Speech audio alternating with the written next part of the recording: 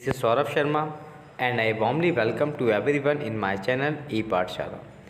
दोस्तों, मैं आज के अपनी इस वीडियो लेक्चर में आपके साथ डिस्कस करने जा रहा हूँ इंग्लिश का पेपर 2 है हमारा ये यूपी टेट 2018 का एग्ज़ाम का।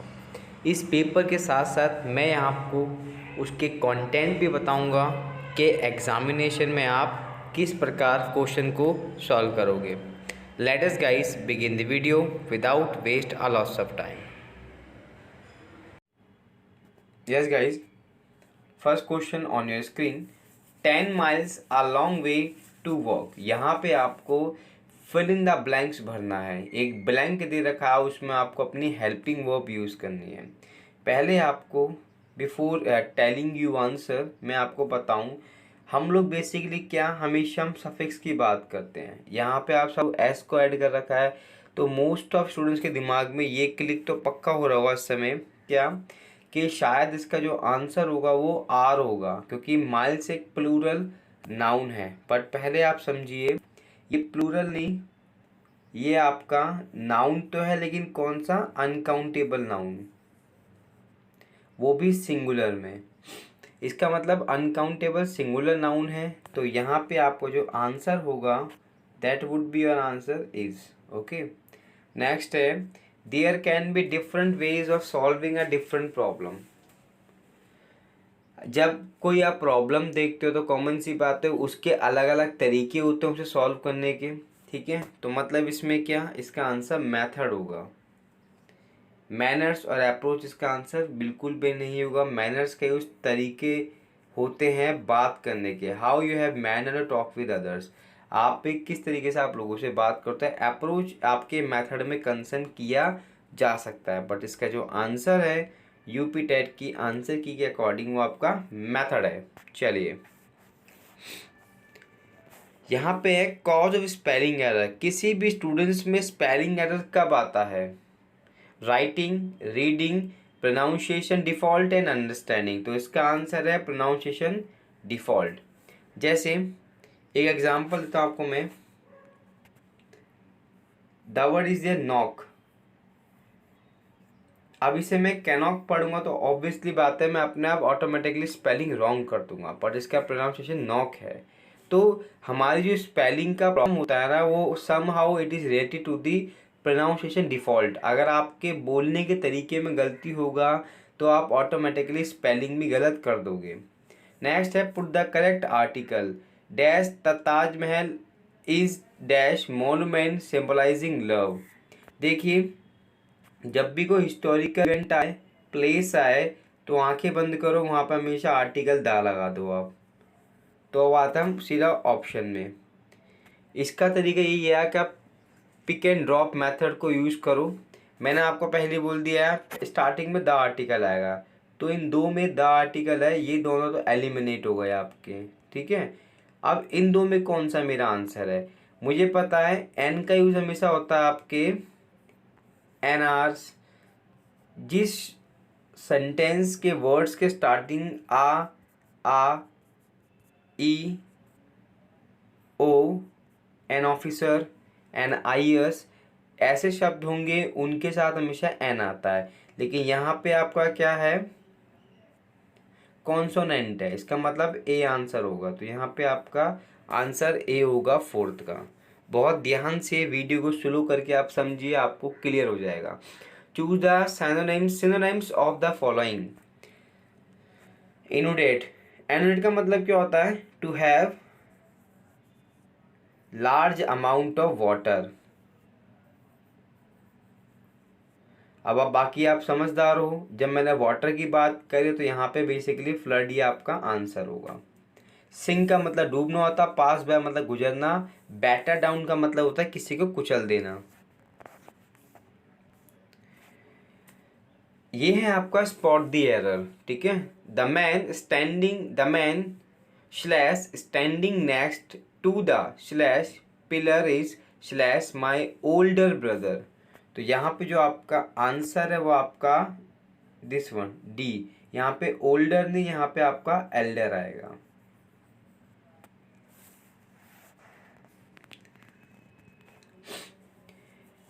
Fill in the correct form of verb. यहाँ पे आपको अपना फॉर्म ऑफ वर्ब बताना है, सेंटेंस में करेक्ट क्या लगना चाहिए। We met dash the matter yesterday. देखो मोस्ट इम्पॉर्टेंट यहाँ पे टाइम दे रखा है, बस आपको यही समझना है।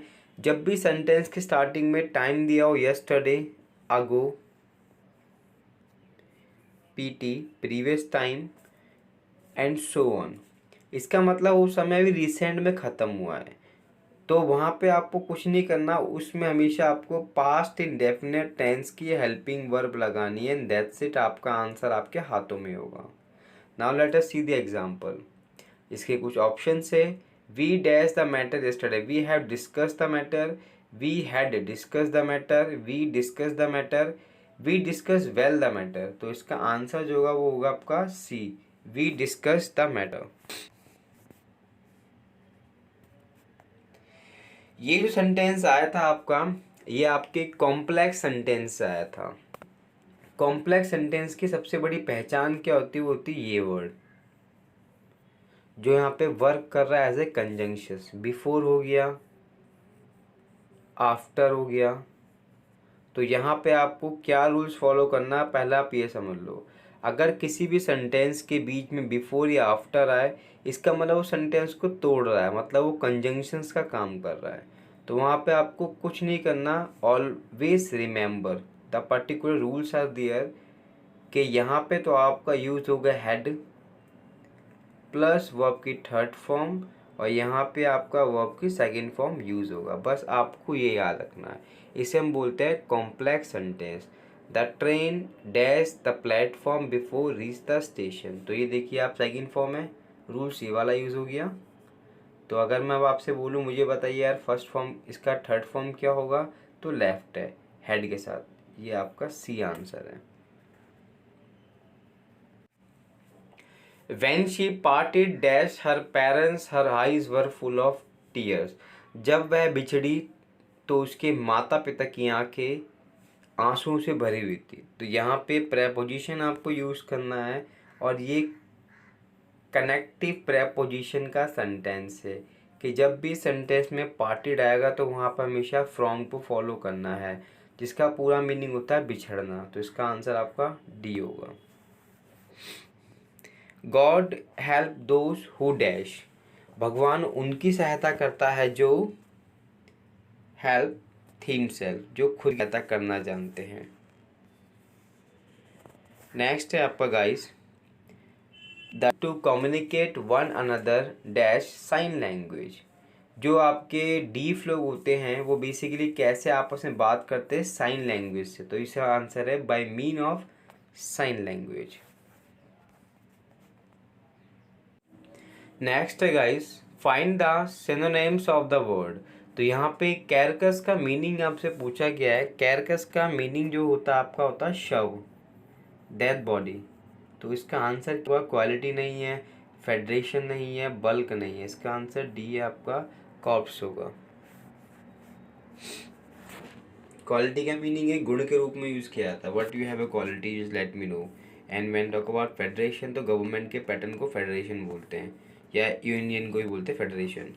We have been living here dash 6 month. ये आपका जो सेंटेंस है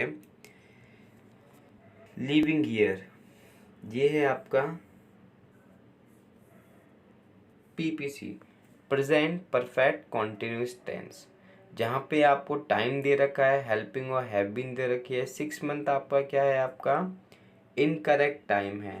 तो ऐसे में आपको क्या करना है, कुछ नहीं करना, आपका सीधा 4 आपको आंसर अपना यूज करना।